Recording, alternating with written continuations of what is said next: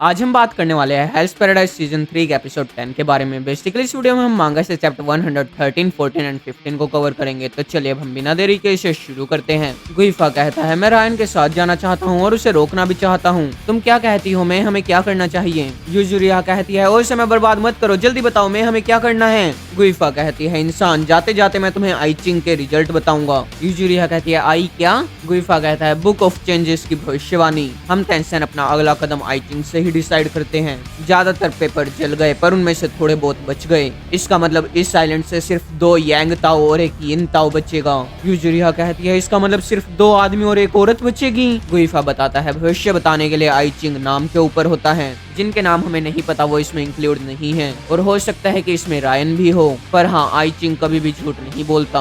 उसके बाद यूजुरिया और मैं बाकी सबके पास चले जाते हैं। सागिरी कहते हैं, गेंतेत्सुसाई आगे चला गया पर अभी तक आजा ब्रदर्स नहीं आए। गाबिमारू कहता है, हम और देरी नहीं कर सकते, हमें चलना चाहिए। अगर मुझे जाना पड़े तो मैं अकेला भी चला जाऊंगा। इशुजु कहती है, सागिरी, मुझे शुगन सामा को लेकर चिंता हो रही है। क्योमारू कहता है, हम उस दुश्मन को हराने के बाद वापस से साइलेंट पर आ सकते हैं। शोन कहता है, शायद वो भाई खुद ही छिपने के लिए चले गए होंगे। जिक्का कहता है, एक शिप की स्पीड इस चीज पर निर्भर करती है कि उसके सेल्स का साइज कितना है और उसके ऊपर कितना कार्गो है। अगर हम एक हल्की शिप ले ले और जिसके सेल बड़े हो तो हम उन तक पहुंच सकते हैं, पर वो जाकर देखते हैं कि वहाँ पर सभी शिप बर्बाद हो चुकी थी। नुरुगाई कहती है, देखो अभी भी वहाँ पर एक बच्ची है। शोन कहता है, पर उसके और हमारे रास्ते में बहुत सारी शिप का मलबा है। जिक्का कहता है, इस पूरे मलबे को हटाने में पूरा 1 दिन लग जाएगा। गाबिमारू को यूई की याद आती है, वो अकेले ही उस मलबे को हटाना शुरू कर देता है। जिक्का कहता है, तुम्हारे लिए भी इम्पॉसिबल है, हमें वापस सोचना होगा। गाबिमारू कहता है, वापस सोचना नहीं, मेरा सिर्फ एक गोल है, भले ही कोई मेरे रास्ते में क्यों ना हो, मैं हार नहीं मानूंगा।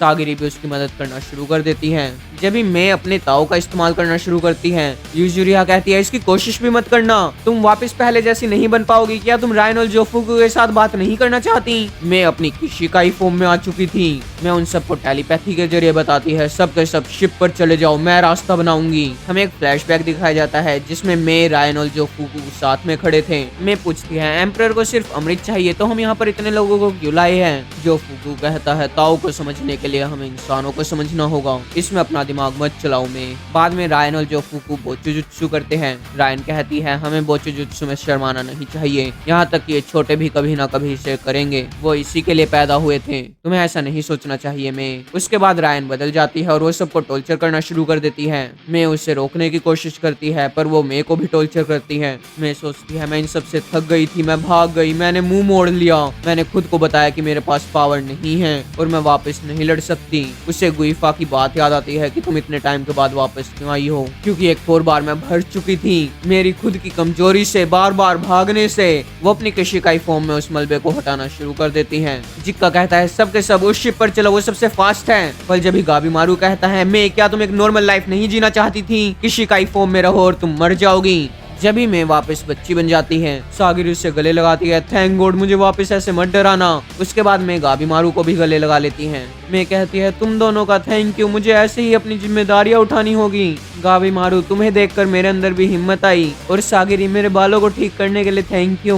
मैं क्लैप करती है और वो दोनों देखते हैं कि वो दोनों असल में शिप पर आ चुके थे। गाबिमारू कहता है, ये एक इल्यूजन था, मैं अभी भी अपनी किशिकाई फॉर्म में थी। वो अपने पंखों की मदद से उन्हें दूर पहुंचा देती है। सागरी कहती है, मैं नहीं। मैं मरते हुए कहती है, थैंक यू, नहीं, मुझे माफ कर दो, तुम मुझे इतनी दूर तक लाए फिर भी मैं कुछ नहीं कर पाई, मुझे माफ कर दो, मुझे माफ कर दो फादर, मुझे माफ कर दो मेरे परिवार, मुझे माफ कर दो रायन की मैं नहीं समझ पाई, मुझे माफ कर दो कि मैं तुम्हें नहीं रोक पाई। दूसरी तरफ रायन को शुगन के पास से वापस वो 10 मिल जाता है। रायन कहती है, ये समुराई के पास क्यों था, ये मायने नहीं रखता, अमृत अब हमारे पास वापस आ चुका है, अब मैं अपनी इच्छा को पूरा कर सकती हूँ, हम वापस साथ में होंगे, मैं, तुम और बाकी सब। पर जब उसकी हालत खराब हो जाती है, वो सोचती है, मेरा ताओ पर कंट्रोल अब कम हो रहा है, मेरे पास ज्यादा टाइम नहीं है, हमें जल्दी करनी होगी। तामिया भी अब शिप पर पहुंच चुका था, वो शुगन को देखता है। तामिया सोचता है, उसका एक हाथ कट चुका है, क्या ये टेंशन ने किया पर उसका ज्यादा खून नहीं बह रहा।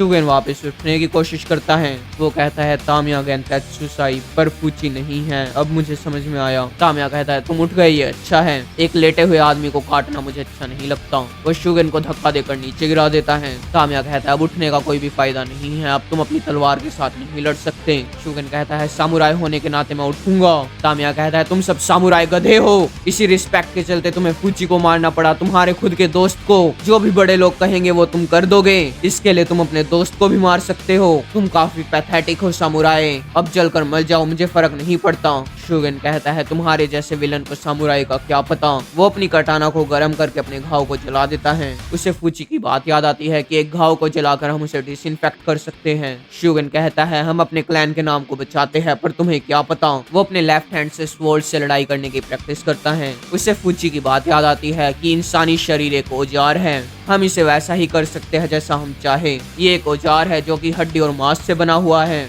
शुगेन अपनी लेफ्ट हैंड से भी अपनी तलवार को कंट्रोल कर पा रहा था। तामिया सोचता है उसकी स्पेसिंग और सेंटर ऑफ ग्रेविटी, वो वापस लड़ने के लिए तैयार है। शुगेन कहता है आखिर में फूची अपने जज्बातों में बहकर गलत रास्ते पर चल पड़ा, पर उसकी सामुराई स्पिरिट अभी भी मेरे अंदर जिंदा है। एक फ्लैशबैक में शुगेन कहता है यमादा क्लैन थोड़ा सा संकी है, हम लोगों को काटते हैं और उनके हिस्सों को बेच देते हैं।